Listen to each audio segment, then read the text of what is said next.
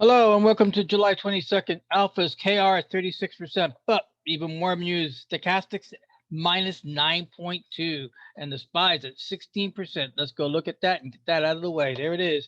15.95, 16%. And we're running at the minus 9. So what happened? Let's go take a look at the chart and look at the numbers. We have a big drawdown here on YELP and AT&T. And why is that? That is because D2 are going to be our benchmark for DTE without stops. Remember, the original theory of DTE, date to expiration, is playing no stops going through the pain. And that's what that's about. Continuing on, we had an exit on Abbott. Abbott got in and out, and it came in. Right there's Abbott. We got in the 19th, and today we had an exit of minus 40. What happened here was we got to our entry point, but it never cleared the gantry to give us our EP stop, and thus we got stopped out at the first. Excuse me. Got stopped out on the first ratio on the spike. Yeah, Dragonfly right there. That's a Dragonfly Doji, and that took us out. Well, so be it. The money return was not enough to clear the 10% benchmark, so we are not going to be doing any scanning for the alphas. We will be doing a scanning for the open market.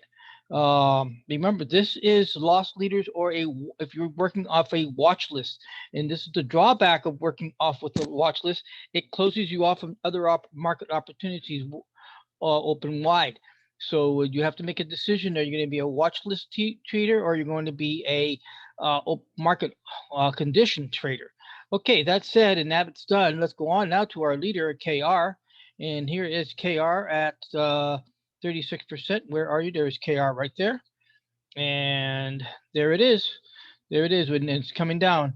And remember, I did not take advantage of that 3-to-1 here because why? We didn't clear the gantry of the fifth ratio very high. So anticipating that this move here could be a retracement and a bounce off the 10 EMA, and then maybe a little bit more room and then back on. So essentially, if you look at it carefully, it is the beginning of an Elliot wave. Up, down, possibility up, down, possibility up. And we'll see how that's all going to work out. So we can actually trend line that. We'll go from here to here, and then from here to here, and we'll see how far this goes. And we're going to see how the Elliott wave theory is going to work out. We'll just be sticking to our guns of the stochastic. We got in a nice position. We are holding at 36% profit, and we'll just play it out. That takes us now to PG, and at PG we have PG. Now PG, our stop is at EP stop. We did get that, and again, now you can see up, little plateau up, and coming down. But look, we have a reversing candle. Now, is that just temporarily? Well, it could possibly be because the indicators down below are looking for a pullback and then maybe get back on track again. Again, this is a DT. We are looking to try to get into that DTE zone. We do have 1, 2, 3. We have 1, 2, 3 Octobers right here. There are 3 Octobers. There are 3 Novembers, 4 Novembers, and 1 December and 1 January. And the danger will be the October. October is notorious for crashes. So if our option gets into good money, but then has reversals during the time of October, getting close to DTE, that's the point of the trading strategy, is having the discipline to see it through. And then again, the whole purpose of this channel is, does it work? We went through several strategies at the end of 2020, and now we're in 2021 running the stochastics, group stochastics, and seeing, does it work? And then adding the DTE when we crossed into July for the remaining part of the year, because DTE needs at least a minimum of 3 or more months for it to play out. So that will be seen. But again, drawback is that these two would have been stopped out. Let's go take a look at that. Yeah, let's go take a look at that while we're in conversation. You can see that we would have been stopped out here. Now, figuring that we had a minus 40% just now happen with ABT, and this could be an average of 40%, would have been the loss right in there. And then over at T, and look, T had the same problem, never cleared the gantry and came down. But look at the 30-day, look at the 10-day moving average. It's starting to do a bit of a plateau, and we're now in the, look at the lower zone of the stochastics with AT&T. We are here in the turnaround zone.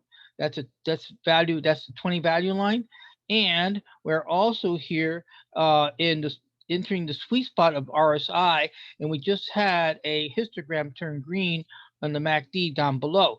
So AT&T might be our savior in turning around.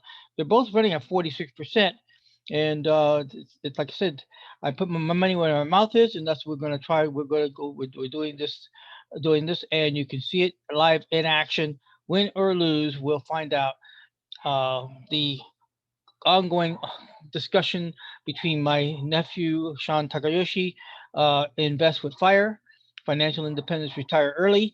He says just put your money in an index fund. And can you argue with making 16% and you don't do anything but just make 16%?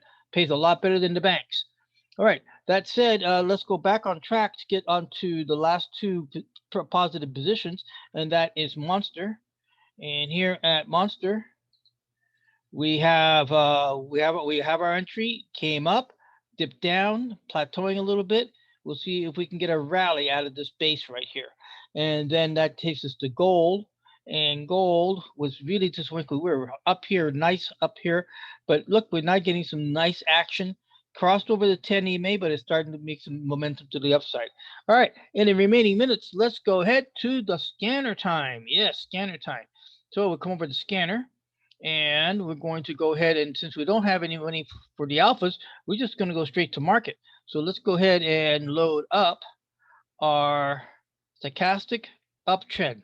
That means that the stochastics and the 10 EMA must be in agreement. We are going to go to the open market, come down here to optionable, and we're going to change the criteria from $1 to $10, and we're going to cut it off here at $100. So options, even $100 stock will have sometimes some very good price action for the budget conscious in options trading. And there we are with 2 million shares, $10, 100. We're doing the uptrend stochastic optionable, and let's scan away.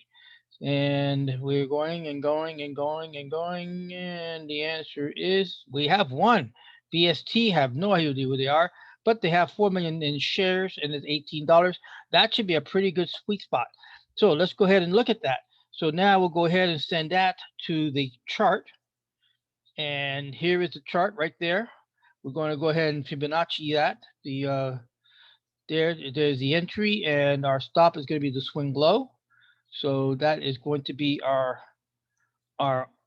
opportunity right in here. Again, this is a education only, not recommended to take a trade. I have no idea if the options are any good. If you're going to be an equity trader, you now know the rules. This is your entry point. That's your stop. That's your risk right there. It's almost $1. So then, and if it's an option, it's going to be 50 cents risk. So now, with that said, let's go over to the market and now do the next criteria. Does it have enough options? I can tell you right now, the options are going to be very poor. Why? There's only two opportunities: January of 2020 and January of 2022 and January 2023. So we come here and I can tell you right, okay, that's 30 cents. That is out of bounds. Remember, it has to stay within the 10% rule. This one would qualify right there. The 260 to 280, that's within 10%. That's good. That's out. That's good. So the two strike prices you would look at would be at the $15 and the $17 possibility. And then you would go ahead and set your trade in as a conditional trade, enter at 1884, maybe a buffer at 1890, and then a stop at maybe 1770, and that would be a setup for the trade. Well, that is it. We are out of time. I thank you very much for stopping by and checking it out. Catch you tomorrow. Bye-bye.